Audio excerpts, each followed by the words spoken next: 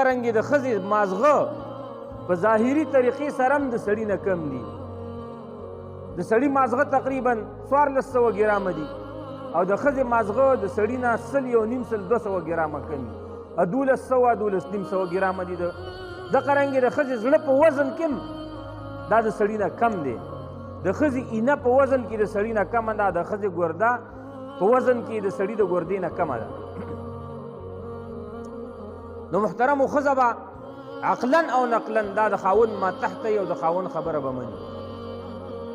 نو اوس که یو ښځه د دې باوجود دین ورته ورسېد، حدیث ورته ورسېدل او د سړي خبره نه مني، نو دا به څه چلي؟ نو رسول الله صلی الله علیه وسلم فرمایي